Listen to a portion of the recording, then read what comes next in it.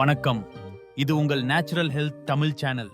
இன்றைக்கு நம்ம ஊரின் இயற்கை ரத்னம் பனைமரம், அதிலிருந்து கிடைக்கிற பச்சை நேர்மை நிறைந்த நுங்கு பத்தி பேச போறோம்.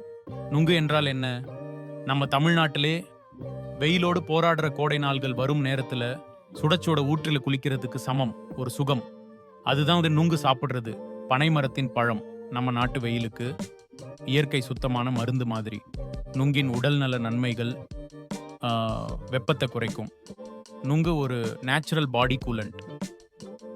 கோடையில் உடம்பில் சேரும் உஷ்ணத்தை குறைக்க இது மிகவும் உதவுது. நீர் சத்து அதிகம். நுங்குல 80% வரைக்கும் நீர் இருக்குது. அது உடம்புக்கு ஹைட்ரேஷன் கொடுக்குது. மலச்சிக்கலை குறைக்கும். நுங்குலேயே இருக்கிற நார்ச்சத்து டைஜஸ்டிவ் சிஸ்டமை சுத்தமாக வைக்குது. டயபிட்டிஸுக்கும் நல்லது. இது வந்து பிளட் சுகர் ஸ்பைக்ஸ் கொடுக்காம மெதுவாக எனர்ஜி கொடுக்கும். சர்க்கரை நோயாளிகளும் நியமமாக சாப்பிடலாம். சருமத்துக்கு சீராகும். நுங்கு சாப்பிட்றதால ஸ்கின் சாஃப்டாக ஃப்ரெஷ்ஷாக இருக்கும். சில பேர்கள் இதன் ஜெல்லி ஃபேஸ் பேக்காக கூட யூஸ் பண்ணுவாங்க. எப்படி சாப்பிட்லாம்?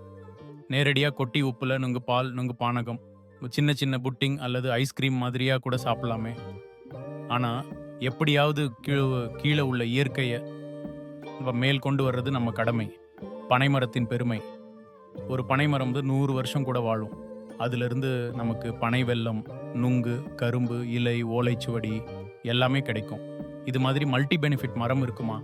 இதுதான் வந்து நம்ம இயற்கையின் வரம். நுங்கு சாப்பிட்றீங்களா? உங்கள் ஊரில் எப்படி சாப்பிட்றீங்க? கமெண்ட்டில் எழுதுங்க.